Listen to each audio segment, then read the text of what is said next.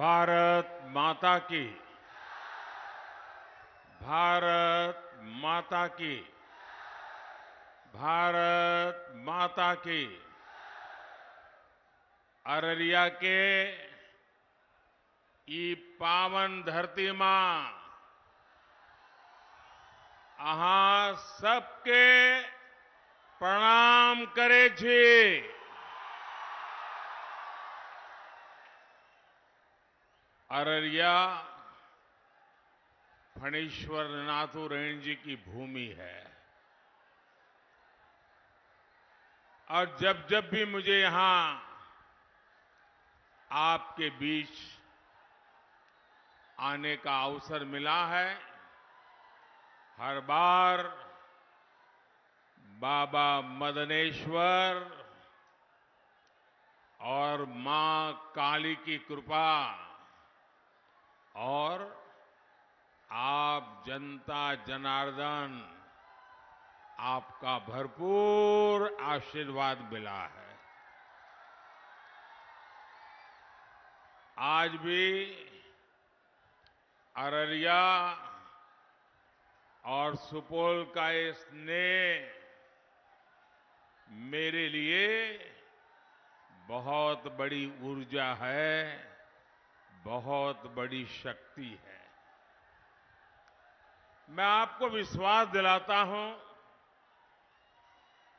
आपके इस कर्ज को उतारने के लिए मैं और ज्यादा मेहनत करूंगा और तीसरे कार्यकाल में आपके हित में, देश के हित में और ज्यादा बड़े फैसले देश लेने वाला है। साथियों, मैं हिंदुस्तान के कोने कोने में इन दिनों जनता जनार्दन के आशीर्वाद मांगने के लिए जा रहा हूं और देश के कोने में जहां जहां गया, शहर हो, गांव हो, पुरुष हो, स्त्री हो, युवा हो, युवती हो, पूरे देश एक ही बात कह रहा है, फिर एक बार, फिर एक बार, फिर एक बार। भाइयों और बहनों, आज दूसरे चरण का मतदान भी चल रहा है। ये लोकतंत्र का महापर्व है। मेरे सभी मतदाताओं से, विशेषकर युवा वोटर से अपील है कि ज्यादा से ज्यादा संख्या में वोट डालने के लिए जाएं। मैं जानता हूं गर्मी का समय है, लेकिन विपरीत परिस्थितियों में भी हमें देश के हित में, लोकतंत्र की मजबूती के लिए वोट देने का अपना कर्तव्य निभाना ही चाहिए। हमें एक कदम भी पीछे नहीं रहना चाहिए। और मेरा तो आपसे भी आग्रह है, जब आपके यहां मतदान का दिवस हो, हर पोलिंग बूथ में यात्रा निकाल करके 20-20, 25-25 लोग गीत गाते गाते, थाली बजाते बजाते, उत्सव मनाते मनाते पोलिंग स्टेशन पर वोट देने के लिए जाना चाहिए। पोलिंग बूथ पर उत्सव का वातावरण होना चाहिए। ये लोकतंत्र है। प्रचार में कितनी ही तू मैं चलती रहे, लेकिन मतदान का दिन पूरे इलाके का उत्सव का दिन होना चाहिए। साथियों, 2024 का ये चुनाव भारत को आर्थिक और सामरिक रूप से शक्तिशाली बनाने के लिए चुनाव है और इसमें बिहार के आप सभी मेरे जागरूक भाई बहनों की बहुत बड़ी भूमिका है। गुलामी के लंबे कालखंड से पहले जब बिहार समृद्ध था, तब भारत एक महाशक्ति था। आज जब भारत दुनिया की तीसरी सबसे बड़ी आर्थिक महाशक्ति बनने के लिए चल पड़ा है, तो बिहार की भी इसमें बहुत बड़ी भूमिका है। बिहार के लोगों की प्रतिभा, यहां के लोगों की बौद्धिकता, यहां के लोगों की परिश्रम की पराकाष्ठा करके दिखाने का जो जज्बा है ना, ऐसा जज्बा कहीं और देखने को नहीं मिलता है।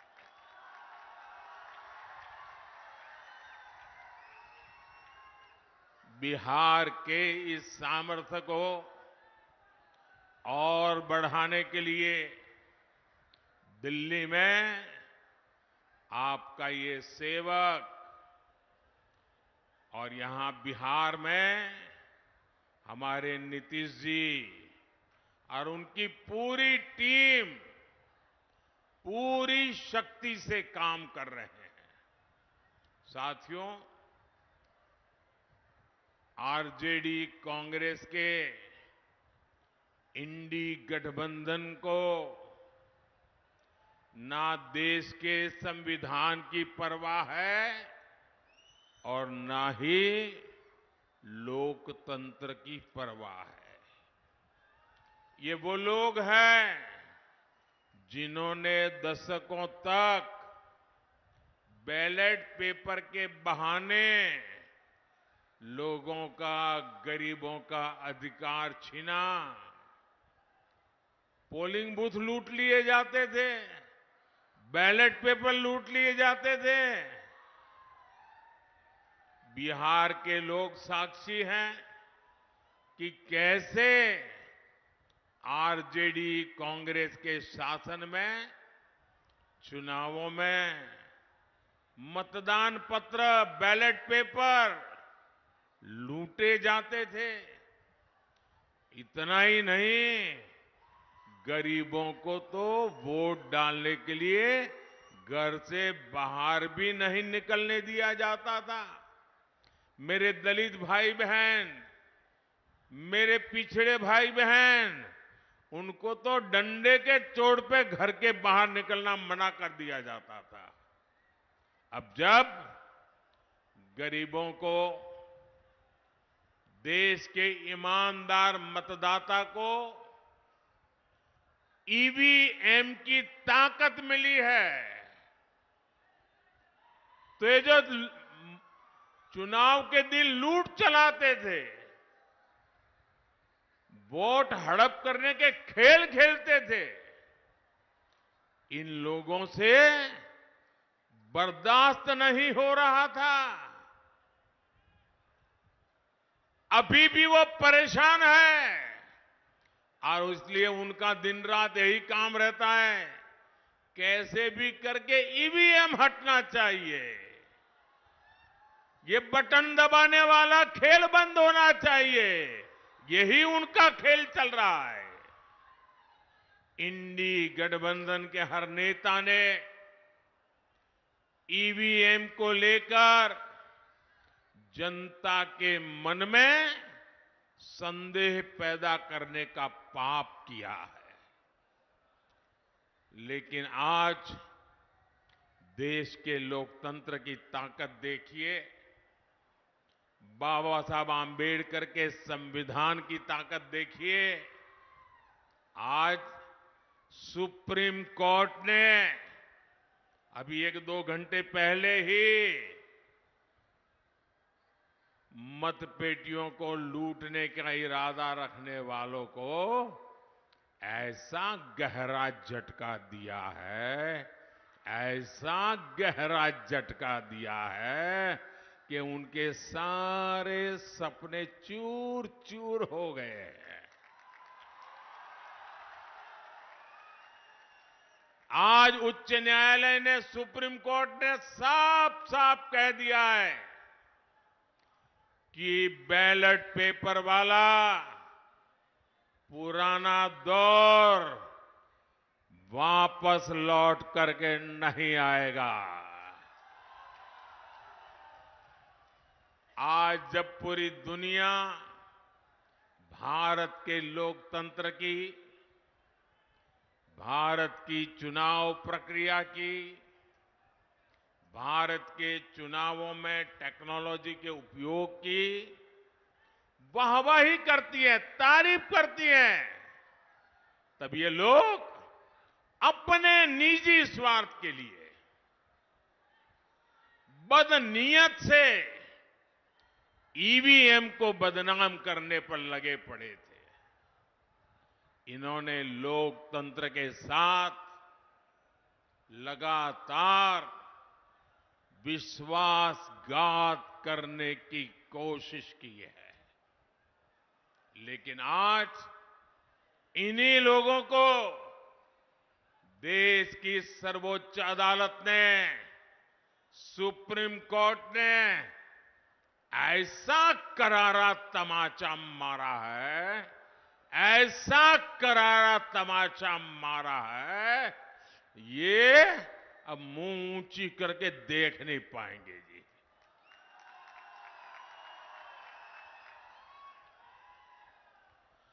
भाइयों बहनों, आज का दिन लोकतंत्र के लिए शुभ दिन है।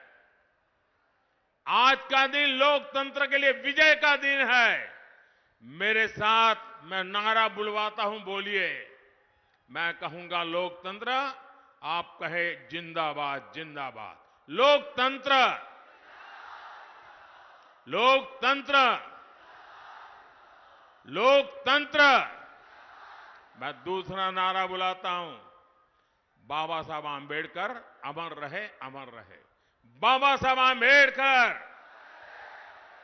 बाबा साहब आम्बेडकर, बाबा साहब आम्बेडकर। इंडी गठबंधन के हर नेता को देश की जनता की माफी मांगनी चाहिए। माफी मांगनी चाहिए कि नहीं मांगनी चाहिए? माफी मांगनी चाहिए कि नहीं मांगनी चाहिए?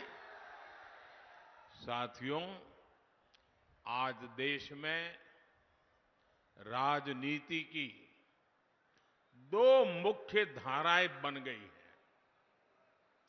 एक धारा बीजेपी और एनडीए की है, जिसका मकसद है देश के लोगों को सशक्त करना, हर लाभार्थी के दरवाजे तक खुद जाकर उसे लाभ पहुंचे। इसके विपरीत एक ऐसी धारा है कांग्रेस और आरजेडी की, इंडी गठबंधन वालों का मकसद है देश के लोगों से छीनना, उन्हें तरसाकर रखना और खुद की तिजोरी भरना। जैसे कांग्रेस हो या आरजेडी, इन दोनों पार्टियों ने बिहार के लोगों को विकास के लिए तरसा कर रखा। इन दोनों पार्टियों ने मिलकर बिहार के करोड़ों लोगों को दाने दाने का मोहताज बना दिया था। किसी के पास खेत खलिहान है तो नौकरी के बदले उसकी जमीन छीन लो। किसी पास नौकरी है तो तनख्वाह छीन लो। किसी के पास गाड़ी है तो गाड़ी छीन लो। कोई थोड़ा भी सामर्थ्यवान है तो उसका अपहरण करवा लो। यही जंगल राज के दिनों का हाल था। यही आरजेडी और कांग्रेस के शासन का तरीका था। नीतीश जी ने और बीजेपी के लोगों ने और एनडीए के सब साथियों ने बड़ी मेहनत करके बिहार को उस जंगल राज से बाहर निकाला है। अब एनडीए की सरकार मिलकर प्रयास कर रही है कि हर लाभार्थी के दरवाजे पर पहुंचे उन्हें अपनी योजनाओं से जोड़े। पिछले 10 साल में बिहार के लोगों को 50,000 करोड़ रुपए, ये आंकड़ा याद रखोगे? मेरे बिहार के लोग तो बहुत जागरूक है। मैं जो आंकड़ा बोल रहा हूं याद रखोगे? जरा आप जवाब दें तो मैं बोलूं। जो मैं आंकड़ा बोल रहा हूं याद रखोगे? जो आंकड़ा मैं कह रहा हूं याद रखोगे? 50,000 करोड़ रुपए से ज्यादा डायरेक्ट बेनिफिट ट्रांसफर के तहत सीधा दिल्ली से आप सब लोगों के खाते में भेजे गए हैं। 50,000 करोड़ रुपया। अररिया और सुपौल के किसानों के बैंक खाते में पीएम किसान सम्मान निधि के 1,600 करोड़ रुपए जमा हुए हैं। कोई बिचौलिया नहीं, कोई रिश्वत नहीं, कोई कट नहीं, कोई चोरी नहीं, सीधा किसान के खाते में मोदी ने भेजा है। यहां अररिया और सुपौल दोनों जिलों में गरीबों को 3 लाख पक्के घर मिले हैं। 3 लाख पक्के घर। साथियों, बहनों बेटियों के जीवन को आसान बनाना ये एनडीए की प्राथमिकता है। बहनों को उनकी सुविधा के लिए नल से जल मिला है, शौचालय मिला है, मुफ्त बिजली कनेक्शन मिले हैं। एनडीए सरकार की मुफ्त राशन की योजना ने हमारी माताओं, बहनों, बेटियों की बहुत बड़ी चिंता समाप्त कर दी है। 5 लाख रुपए तक के मुफ्त इलाज वाली आयुष्मान योजना बहनों बेटियों के लिए नई संजीवनी बनाई है। भाइयों बहनों, हम लोग तो जानते हैं अपने परिवारों में, क्योंकि मैं भी तो आप ही की तरह बिल्कुल सामान्य परिवार से, गरीब परिवार में पैदा होकर के आया हूं। और इसलिए मैंने वो दुख दर्द क्या होता है ना, वो जी करके आया हूं। आपने भी वही देखा है। हमारे यहां परिवार में कोई मां बीमार हो जाए ना, गंभीर बीमारी हो, लेकिन वो घर में किसी को पता ही नहीं चलने देती।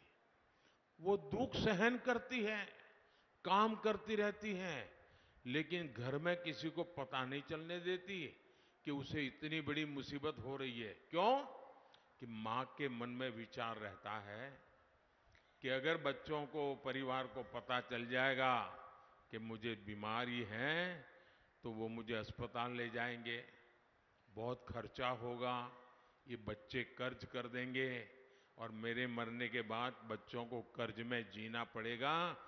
मैं अपने बच्चों को कर्ज नहीं करने दूंगी, मैं बीमारी सहन कर लूंगी, अगर मौत जल्दी आएगा तो स्वीकार कर लूंगी, लेकिन मेरे बच्चों पर मैं कभी भी कर्ज नहीं होने दूंगी। और हमारे देश की माताएं बहनें कितना ही ज्यादा दर्द क्यों न हो, कितनी ही बड़ी बीमारी क्यों न हो, वो सहन करती रहती है। तब मेरे मन में विचार आया कि फिर इस बेटे का दिल्ली में बैठने का क्या मतलब है।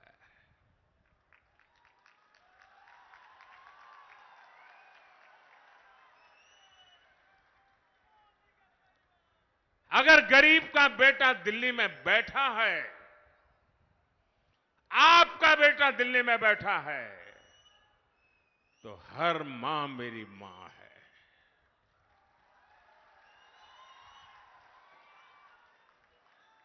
उसका दर्द, उसके स्वास्थ्य की चिंता दिल्ली में उसका बेटा करेगा और उसका इलाज का पूरा खर्चा ये आपका बेटे करेगा। और अब मैं एक नई योजना आपके पास लेके आया हूं। किसी भी जाति बिरादरी में पैदा हुआ हो, कुछ भी कमाता हो, शहर में रहता हो, गांव में रहता हो, अब हर परिवार में बुजुर्ग होते ही होते हैं। 70 साल की उम्र के माता पिता, दादा दादी, नाना नानी, चाचा चाची हमारे परिवार में होते ही हैं। और वो कमा धमा तो सकते नहीं है, और जब कमा धमा सकते नहीं और बीमारी तो आ ही जाती है इस उम्र में, और बीमारी आती है तो जो बच्चे कमाते हैं उन पर खर्च आ जाता है। अब बच्चों के लिए चिंता होती है कि मां बाप की बीमारी में पैसा खर्च करूं कि बच्चों की पढ़ाई में खर्चा करूं। और इसलिए जो 40, 50, 55 साल का बेटा जो मेहनत करके कमा रहा है उसको एक बोझ रहता है। अब आपका ये बोझ भी मोदी उठाएगा। 70 साल की ऊपर के आपके पर किसी भी परिवार में बुजुर्ग माता पिता है, अब उनका इलाज का खर्चा उनके संतानों को नहीं करना पड़ेगा, ये उनका बेटा करेगा। साथियों, कांग्रेस और आरजेडी आपका हक छीनने की प्रवृत्ति से बाज नहीं आ रहे। अब कांग्रेस ने दलितों, पिछड़ों, आदिवासियों के आरक्षण का हक छीनने की बहुत गहरी साजिश रची है। और ये मैं बहुत जिम्मेवारी पूर्वक कहता हूं। देश के संविधान ने, बाबा साहब आंबेडकर ने साफ साफ कहा है कि भारत में धर्म आधारित आरक्षण नहीं हो सकता। लेकिन कांग्रेस पूरे देश में धर्म आधारित आरक्षण के लिए जोर लगा रही है। कांग्रेस चाहती है कि उसका कर्नाटका का आरक्षण का जो मॉडल है वो पूरे देश में लागू हो। और ये कर्नाटका का आरक्षण का मॉडल क्या है, ये कर्नाटका का रिजर्वेशन का मॉडल क्या है, आप सब बिहार के मेरे भाइयों बहनों को मैं ध्यान से समझाना चाहता हूं। और जो लोग नहीं है ना, उनको भी मेरा ये वीडियो जरूर भेज देना, पूरे बिहार के घर घर में पहुंचा देना। मैं जरा बड़े दर्द और दुख के साथ, और आपकी चिंता है ना, इसलिए मैं बात कहना चाहता हूं। कर्नाटका का मॉडल क्या है? कर्नाटका में कांग्रेस ने ये जो ओबीसी समाज को आरक्षण मिलता है, जो 27% का कोटा है, उसमें से चोरी करने का बहुत बड़ा खेल खेला है। उसमें से काट करके धर्म के आधार पर मुसलमानों को देने का षड्यंत्र किया है। अब सुप्रीम कोर्ट मना करे, संविधान मना करे, तो उन्होंने एक नई चालाकी की है और सभी के आंख में धूल झोंक करके, ओबीसी समाज की आंख में धूल झोंक करके पर्दे के पीछे उन्होंने एक खेल खेला है। उन्होंने क्या किया? रातों रात कर्नाटका में जितने भी मुसलमान समाज के लोग थे, कितने ही अमीर क्यों न हो, कितने ही पढ़े लिखे क्यों न हो, भले कोर्ट में जज बन करके बैठे हो, कोई भी हो, रातों रात उन्होंने एक कागज पे थप्पा मार करके उनको ओबीसी बना दिया, सबको ओबीसी बना दिया। अब परिणाम क्या हुआ?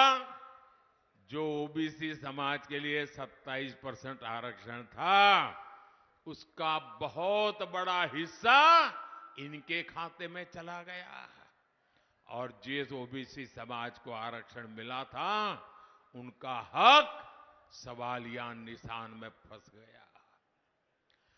इन्होंने ओबीसी के हक पर डाका डाला है, और अब यही काम कांग्रेस यहां बिहार में, देश के और हिस्सों में करना चाहती है। और यहां तो आरजेडी पूरी तरह उनका समर्थन कर रही है। आप मुझे बताइए, आरजेडी ने कांग्रेस के इस पाप के विरुद्ध में एक शब्द भी बोला है क्या? एक शब्द भी बोला है क्या? यानी यहां बिहार के हमारे जो कुर्मी भाई बहन हैं, कुशवाहा भाई बहन है, मंडल है, यादव है, निषाद है, कई सारी हमारी जातियां ओबीसी समाज में आती हैं, और मैं खुद उसमें से आता हूं, इसलिए मुझे पता है कि हम लोगों की जिंदगी क्या है। ओबीसी जातियों का आरक्षण छीनकर कांग्रेस अपने चहेते वोट बैंक को देना चाहता है। मैं जरा मेरे बिहार के जागरूक नागरिकों से पूछना चाहता हूं, आप मुझे पूरी ताकत से जवाब देंगे? आप सब मुझे जवाब देंगे? जो पीछे खड़े हैं वो भी जवाब देंगे, जो इधर बैठे हैं वो भी जवाब देंगे, जो इतने दूर से मुझे देख नहीं पा रहे वो भी जवाब देंगे। क्या आप ओबीसी के आरक्षण को लूटने देंगे? क्या आप ओबीसी के आरक्षण पर डाका डालने देंगे? क्या आप अपना हक जाने देंगे? आज इनकी नजर ओबीसी के हक पर है, कल कांग्रेस आरजेडी इसी तरीके से एसटी एससी का हक भी छीनने का पाप करेगी, ये मैं आपको चेताना चाहता हूं। साथियों, तुष्टीकरण के दलदल में कांग्रेस आरजेडी जैसी पार्टियां इतनी धंस गई हैं कि उनके लिए संविधान कोई मायने नहीं रखता, संविधान की भावना मायने नहीं रखती, बाबा साहब आंबेडकर की बात मायने नहीं रखती। 2011 में जब दिल्ली में आरजेडी और कांग्रेस की सरकार थी, ये आरजेडी वाले सरकार में थे, तब उस समय के प्रधानमंत्री डॉक्टर मनमोहन सिंह जी की कैबिनेट ने ओबीसी आरक्षण का हिस्सा छीनकर, डाका डालकर धर्म के आधार पर वोट बैंक को आरक्षण देने की मंजूरी दे दी थी। उस समय जागरूक कोर्ट ने इन्हें ऐसा करने से रोक दिया था। बावजूद इसके ओबीसी कोटे से अपने वोट बैंक को आरक्षण देना सुप्रीम कोर्ट के मना करने के बाद भी इन्होंने घोषणा पत्र में रखा। साथियों, जब मैं कांग्रेस द्वारा सिर्फ मुसलमानों को प्राथमिकता दिए जाने की बात करता हूं, इंडी गठबंधन का भेदभावपूर्ण रवैया देश के सामने रखता हूं, तो कुछ लोग आग बबूला हो जाते हैं। उनकी पूरी इकोसिस्टम पिछले एक सप्ताह से मेरे बाल की खाल उधेड़ रही है, मेरे बाल नोच रही है। आज मैं इन सबको चुनौती देता हूं। पहले तो ये समझ लें, 25 साल हो गए, आपने मुझे बहुत डराने की कोशिश की, अभी तक नहीं डरा पाए हो। अब कोशिश बंद कर दो। साथियों, इन्होंने यहां तक झूठ फैलाया कि अभी डॉक्टर मनमोहन जी ने ऐसा कहा ही नहीं था कि देश के संसाधनों पर पहला हक मुसलमानों का है। लेकिन साथियों, आज डॉक्टर मनमोहन सिंह जी का एक और पुराना वीडियो सामने आया है, जिसमें फिर से वो वही कह रहे हैं कि देश के संसाधनों पर पहला हक मुसलमानों का है। और ये वीडियो सामने आने के बाद कांग्रेस और उसका इकोसिस्टम, जो आए दिन मोदी को गालियां देता था, आज उनको जैसे सांप सूंघ गया है, सांप सूंघ गया है। जो मीडिया पहले के बयान को गलत ठहरा रही थी, उसने भी चुप्पी साध ली है। और मैं दिल्ली में उन मीडिया के लोगों को रात देर जाकर के देखा था। मैं आज उनकी व्यक्तिगत रूप से आलोचना करना नहीं चाहता हूं और नहीं ऐसे लोगों के लिए कुछ कहना चाहता हूं, लेकिन मैं देख रहा था, बिना सबूत, बिना जानकारी, बिना फैक्ट चेक किए एकदम से मोदी पर हमला बोलने के लिए नए नए शब्दों का श्रृंगार कर रहे थे। आज वीडियो सामने आ गया है। मेरा तो मीडिया से आग्रह है कि वो इस वीडियो, मनमोहन सिंह जी के वीडियो को देश को दिखाने की हिम्मत करें, जरा देश की जनता को जागरूक करें। नहीं करेंगे, ये इनका इकोसिस्टम है, देखना आप शाम तक गोलमोल करके डिब्बे में बंद कर देंगे। देश को भी जानना चाहिए कि इंडी गठबंधन ने 10 वर्षों तक किस मानसिकता से सरकार चलाई है। भाइयों बहनों, मैं खुल करके कह रहा हूं, पहले दिन से कह रहा हूं, इस देश के जो संसाधन है, इस देश की जो भी संपत्ति है, इस देश की जो भी संभावनाएं हैं, अगर उस पर पहला किसी का हक है तो मेरे देश के गरीबों का है, मेरे देश के मजदूरों का है, मेरे देश के खेत में मजदूरी करने वाले किसानों का है। मेरे देश में गरीबी में जीने वाली मेरी माताओं बहनों का हक है। किसी भी धर्म के क्यों न हो, लेकिन अगर वो गरीब है तो पहला हक उस गरीब का है। ये मोदी की सोच है। कांग्रेस ने जिस तरह अपनी वोट बैंक पॉलिटिक्स के लिए देश के हिंदुओं के साथ भेदभाव किया, पक्षपात किया, आज कांग्रेस की कलई खुल गई है। साथियों, इस बार भी जो मुस्लिम लीगी घोषणा पत्र कांग्रेस ने जारी किया है, और मैंने पहले दिन कहा था, ये कांग्रेस का मैनिफेस्टो पर मुस्लिम लीग की छाप है।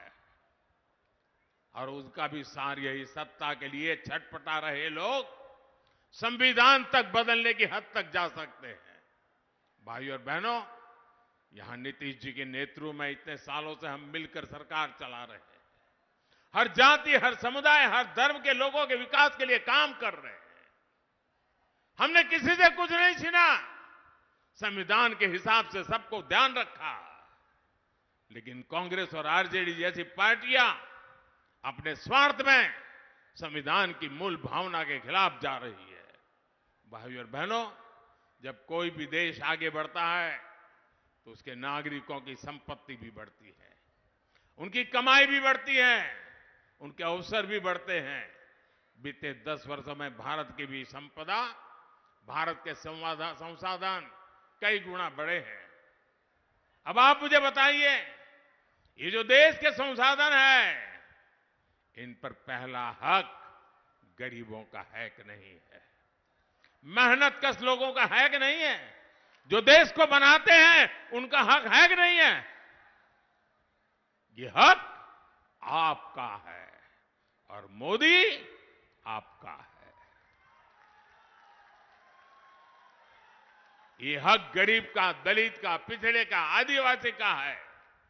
लेकिन आरजेडी और कांग्रेस का कहना है कि इन संसाधनों पर पहला हक उनके वोट बैंक का, खास लोगों का है। कांग्रेस ने कहा है कि वो आप लोगों की संपत्ति का, आपकी जमीन का, आपके खेत का, महिलाओं के गहनों का, स्त्री धन का, अरे मंगलसूत्र की भी जांच करवाएंगे। उन्होंने घोषणा की वो एक्सरे लेकर के एक्सरे निकालेंगे अगर सरकार उनकी बनी, और आपके घर में क्या पड़ा है, कहीं गहना दबा के छुपा के तो नहीं रखा, ये सारा हिसाब किताब निकालेंगे। और फिर आपके पास जो भी थोड़ी बहुत संपत्ति होगी वो छीन कर उसे अपने ये लोग वोट बैंक को दे देंगे। मुझे बताइए, आपके हक का, आपकी मेहनत की कोई भी चीज ये अगर छीनना चाहते हैं, ये खुली लूट होगी कि नहीं होगी? ये खुली लूट होगी कि नहीं होगी? साथियों, हमारे गांवों में सामान्य परिवार के पास कच्चा पक्का छोटा सा घर होता है, खेत खलियान होता है। कई बार खेत घर अपने पुरखों से, माता पिता से मिलते हैं, और कई बार वो खुद भी खरीद लेता है। आप सोचते हैं कि आपके जाने के बाद ये आपकी संपत्ति आपके बच्चों के काम आएगी। लेकिन कांग्रेस ने एक नई योजना बनाई है कि आपकी संपत्ति को भी आप अपने बच्चों को पूरी नहीं दे पाएंगे। वो कहते हैं 50% से ज्यादा, आधे से अधिक संपत्ति ये कांग्रेस वाले कहते हैं कि आरजेडी वाले उनकी सरकार बनेगी तो जब तक कर लेंगे, सब तक छीन लेंगे। आप अपने बच्चे को जो संपत्ति देना चाहते हैं, आपके गुजर जाने के बाद कांग्रेस उस पर 55% टैक्स लगाना चाहती है। और इसलिए आज देश में एक नया नारा गांव गांव से सुनाई दे रहा है, हर गरीब के घर से सुनाई दे रहा है, और नारा कह रहा है, कांग्रेस की लूट, कांग्रेस की लूट, जिंदगी के साथ भी, जिंदगी के बाद भी। साथियों, एनडीए गठबंधन की सोच को एनडीए को दिया आपका वोट रोक सकता है। उनको रोकने की ताकत आपके वोट में है। आप मुझे आशीर्वाद दीजिए, मैं जी जान से लड़ूंगा, लेकिन उनके ऐसे मंसूबे पार नहीं होना देगा। साथियों, इस क्षेत्र में नए हाईवे हो, नई रेल हाईवे हो, नई ट्रेन हो, ऐसे काम हो रहे हैं। पूर्णिया में इथेनॉल प्लांट से किसानों का कितना फायदा हो रहा है। ऐसा ही काम बिहार में नया निवेश लगाए लाएगा और निवेश से नौकरी मिलेगी। इसलिए 7 मई को कमल के फूल और तीर चुनाव चिन्ह पर हर बूथ पर भारी मतदान होना चाहिए।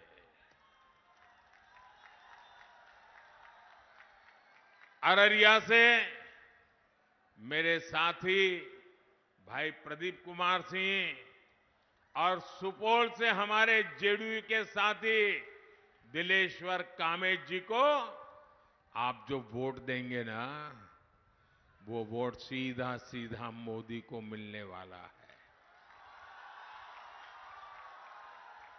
तो घर घर जाएंगे, ज्यादा से ज्यादा वोट करवाएंगे। मेरा एक और काम करिएगा, घर घर जाइएगा और कहिएगा कि मोदी जी आए थे, मोदी जी ने आपको प्रणाम कहा है, मेरा प्रणाम हर घर को पहुंचा देना। मेरे साथ बोलिए, भारत माता की, भारत माता की, भारत माता की। बहुत बहुत धन्यवाद।